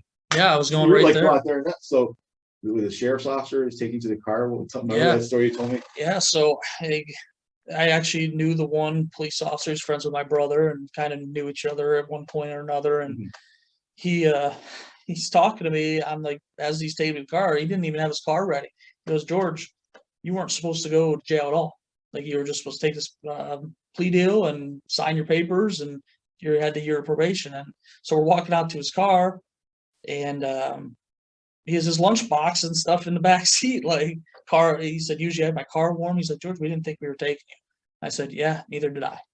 So yeah, it was kind of a crazy, experience. Talk about a line. I said that, and the crazy thing is, guy who's principal when this went down, he's no longer a Cardinal. Lady who was a guidance counselor, no longer a Cardinal. And then superintendent's leaving. So there's obviously a lack of alignment there. For the sake of the kids and staff and everybody at Cardinal schools, hopefully they're able to get that alignment that they need to be able to continue to be a great learning environment for students. Because again, like, not that any one of those people, like I said, are responsible for the whole situation. I just think it sounds like a lack of alignment led to a horrible situation that unfortunately you had to experience. Like, 7 days in jail, and during COVID. Yeah, What was the day? What was the day like? And during it was during hell, COVID? man. I mean, it was, as something I never experienced. Like I said, I'd never been in trouble, but so when I got there, it was, you had 18-hour days because you had lights out were at this certain time, but it was 18-hour days. You got 1 day out of your cell, 1 hour out of your cell per day So to 1 hour shower. yourself Yeah. a day for 7 days. Yep. So like you basically, on top of getting sent to jail, you like solitary confinement basically. Yeah. Because of COVID. It's exactly what happened. Sounds like it was really equivalent to the crime that you didn't commit that you admitted to doing. Yep. And again, even if somebody did that in general, like, do you think that would be the appropriate consequence?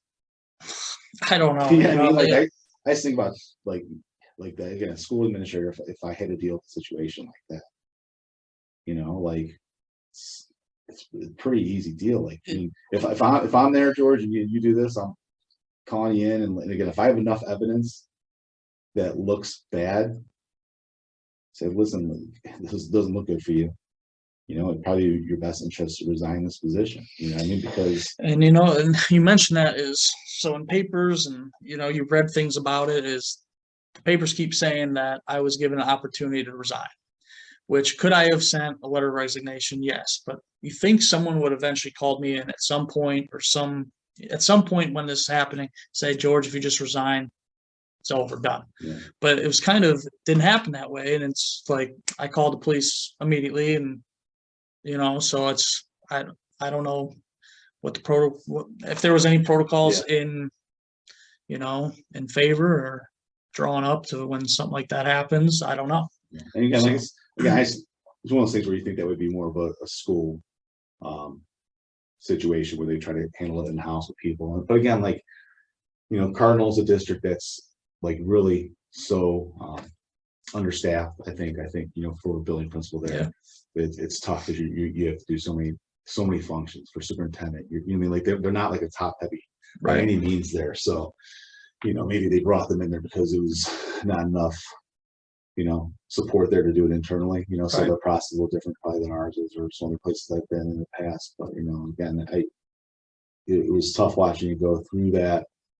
And just again, like the one thing you have in your life is your name. For people to put you in a situation where people question like your integrity and your intentions of doing things, that's tough. So I'll ask you one again, for on the record, so did you change grades? No, absolutely. Why you lying? No, absolutely not. I wish I would have done it because it would have ended a lot faster than what happened. And so yeah, no, I didn't do it, and I hope maybe one day, which I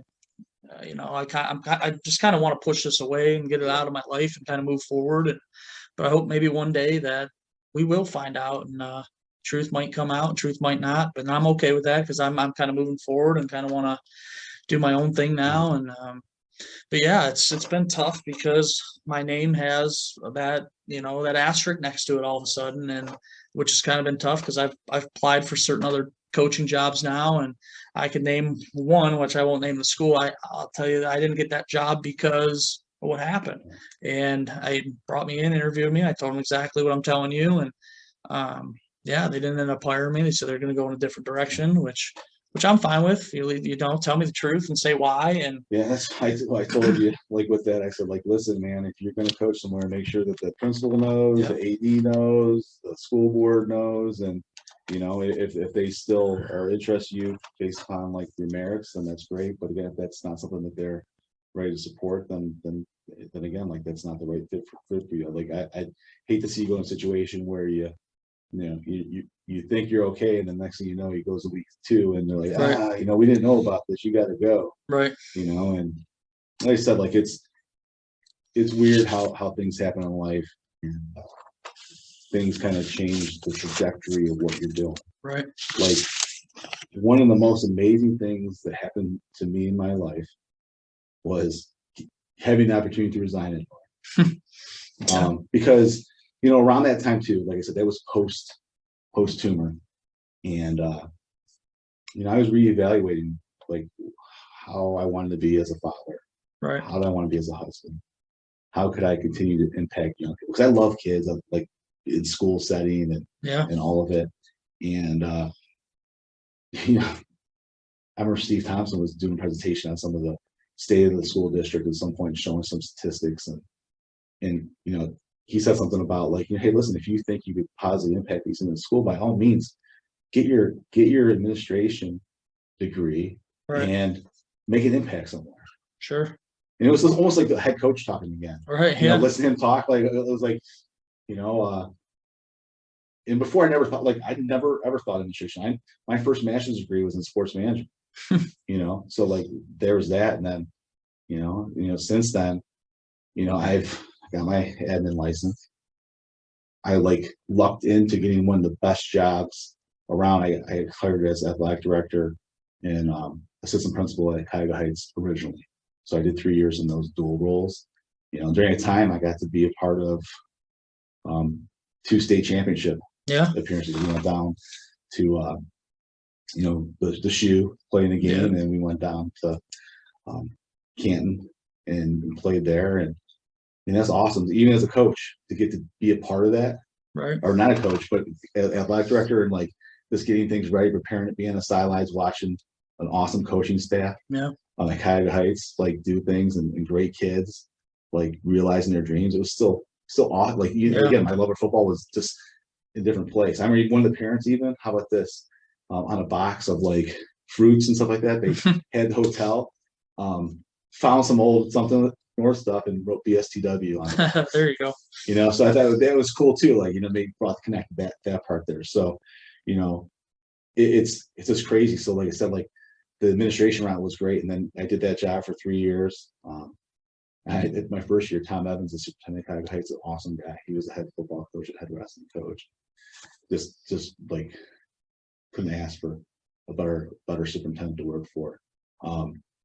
I think first year every day I went there, I thanked them for hiring me there. It's such a special school district, great people.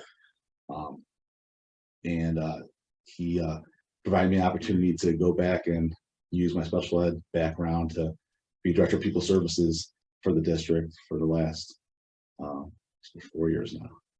And just to be able to continue to grow and as a educational leader has been, again, a byproduct of coaching. Right. I still got my master's in administration. I got my superintendent's license, and I'm halfway towards the Cardinal's going to be looking for one. It's tough, but it's tough. Like again, they don't have the finances to do things there, and like again, like it's a tough job, and it's lonely at the top. Whether you're the superintendent, you're building principal, you're an athletic director, you're a head coach.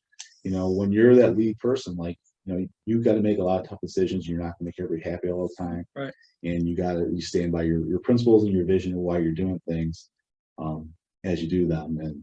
And like I said, this part of my life, this phase of my life has been great. I get to watch my kids do things more. Like when I retired from coaching officially high school, I slid into coaching CYO football. There you go. And we had, we won a couple years in a row without losing a game. I had a bunch of great kids that I got to coach and families, and we did really well. We won a lot of games. I won my last game as a head coach in CYO championship game with one of my buddies coaching on another team. And it's cool because like some of those players now, like Brady's at Kirtland, and they were state championship. I had a couple other guys who were state championship game with Chardon, another guy state championship game with St. Ed's, other guys who played at Ignatius and Lake Catholic. And so it's cool watching those guys that were young guys now starting to be bigger parts of their programs in their school and playing different positions. And again, like you ever see the Muppet Show, those two old guys that stuck in the stands? Oh yeah. So that's me and Pat Snodgrass, who coach together and play together. So we go to the Kirtland games now, and both our kids are playing at Kirtland, and they're sophomores this year. So they're, they get sometimes play a lot because when Kirtland beats the heck out of people, those young kids get a lot of reps. It's part of their success too. So we're like those two guys in the Muppets up there critiquing everything that's going on in the game and watching stuff. And again, it's fun being dad. Yeah. Like I love coaching, and it was a great part of my life. But now just being an administrator, impacting a larger group of students in a lot of different ways. We're weird. We're a small school, kind of like Cardinal, Cuyahoga Heights, with the exception, it's a lot like the communities. It's a lot different. Yeah. Suburb of Cleveland, there's a lot of industry there. So fantastic facilities and just a tradition of excellence that's been in place at Cuyahoga Heights for so long. Again, that's a lot of small schools aspire to be like Cuyahoga Heights. So being there is super fun. And like I get to be assistant principal in middle school and high school too. I help out with things elementary on top of being people service director. So like you're there, you're doing all these things. I'm helping out with transportation at times. Right. You'll sub. I'm subbing for an aide one day to try to help in there. Like it's like all hands on deck to still try to do things. Like I had this group of like middle school girls that always like, Mr. Burich, come sit at our table. And I look, as Josie's a 6th grade girl, and I'm like, these are 6th grade girls, and like they're like telling me like who's being mean to them, and telling me corny jokes and whatever. And that's the fun stuff. It's just being around in school. You're not just around football players. You're around everybody, and that's kind of. I got a 6th grade or kindergarten today, who's hugging me and saying, "I love you, Mr. Burich," and like it's so weird. Like again, it's so different from the guy who was a crazy football coach who was like, make you guys run and go get leaps and do those things. But again, it's so weird. Like I said, as you look forward to what your next stage of your career or what you're going to do, sometimes they said like it'll take you in a direction that you didn't expect. Sometimes you'll get more joy out of it, and it doesn't dismiss like the coaching that you did. It just changes it, because again, you're still trying to lead young people, Right. Still trying to help develop, teachers and people like you with coaches, and then you also learn from those people too. So like I learned from the kids, I learned from the teachers I work with, the aides, the lunch workers, the custodians, bus drivers, like all those people are like will have an impact on you in some way if you're looking for it, if you're receptive to learning that, so like I said, like if I'm you, like this is pretty cool. Like I listened to your podcast. I think those are pretty exciting. You're seeing you get more sponsors, each time through. Shout out to Anthony's, the waitress. I wish I knew her name, because every time I go there, she knows I like a coffee and a Diet Coke. And sometimes I won't go there for like, it'll be like 11 months. Yeah. And she's like, coffee and Diet Coke, right? I'm like, yeah. So, and Coach's dry rub, it's also good on vegetables. You throw them in the air fryer. nice little seasoning there. Yeah. Coach Tamba, who a guy, again, he was a freshman in high school, but the first year I coached at North. And he's offensive coordinator or defense coordinator at South. Right. Now, again, it's just about the relationships you make over time, of whether you're teaching, coaching, administration, and I think that's what it's all about. To wrap things up, Coach, I appreciate you being here. Before you leave, I'm going to ask you to sign my coach's wall right behind you. Go ahead and sign wherever you like. Stay away from the Michigan sign. While Coach is signing the wall, I just want to thank all of our listeners and viewers. You guys have been great, sharing stuff, liking stuff on social media, Twitter, Instagram, Facebook, YouTube channel, if you want to check us out. Next week, we have a good one for you guys. Tune in for episode 9, Leaving a Legacy, where I will be sitting down with legendary state. Oh, my God, I got to restart that. Tune in next week for episode 9, Leaving a Legacy, where I'll be sitting down with legendary coach, St. Ignatius head football coach, Chuck Kyle, which is going to be a good one. And, it's going to be an exciting one. And, I sent him an email, and he emailed me right back. So it's pretty cool. That one. And I forgot what I wanted to get this in this. Yeah. So, silk screen here. So George Gresko silk screen, and for those you're like, what the heck are you talking about? I'm not talking about GQ printing, but F3 Nation is a men's free workout group. It's been a great thing that I've kind of stumbled into, because one of the things, when you're a competitor, when you're used to winning and competing and trying to do things to improve yourself, you lose your way once you get away from being part of the team. So my new team is a collection of men from a lot of different industries in different areas. We have a workout group that meets multiple times a week in Mayfield or Kirtland. You came out on Monday for our Ruck and Yuck workout. I'll tell you what, I'm sore still. My ankles are still screaming, man. So we do these workouts. Monday was 5 a.m. start. Yeah. We do a 5:30 start at the Grove in Mayfield Village, and then on Friday we do a 5:30 start again. They're 45-minute workouts. They're for men. They're free of charge. They're always outdoor. The leadership happens in a rotating fashion, and then it ends in a circle of trust. At the end we kind of get together. So F3 stands for fitness, fellowship, and faith. So we talk about some leadership characteristics, and then we also do some praying to whoever our higher powers are individually as a group. And again, like it's a great thing to get involved with. I gotta get you out more. Like I said, Friday morning 5:30 is gonna be a good workout. I don't know this weather. I don't know. Listen, it's in the wintertime. We do it in the summertime. And they have these all throughout the country. I've done it in Myrtle Beach. Thus far, I'm probably doing Columbus in a couple of weeks when I'm down there for a clinic. But like I said, there's a lot of great people. There's a Rocky River site in our area. There's Brecksville. There's Cuyahoga Heights is where I started off at the sewer. But again, it's a cool thing to get a part of. So F3 Nation is what it's called in F3 Cleveland. And Yeah. F3 Cleveland East Side is our workout group. So again, I want to shout that out. Your silk screen. And my name Yeah. is French Toast. French toast and silk screen. I love it. But yeah, it was one heck of a workout. So if anyone's interested in that, I can pass on Yeah. information about it, both on Twitter and Facebook. But once again, next week I'll be sitting down with legendary coach Chuck Kyle, which I'm excited. And well, thanks again for listening, and we'll see you guys later.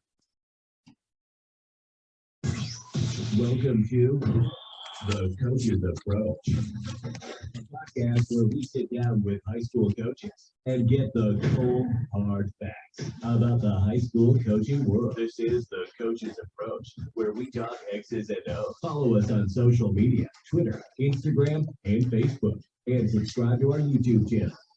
This is the Coach's Approach, where we talk the X's and O's. Win the day or dominate the day. The choice is yours.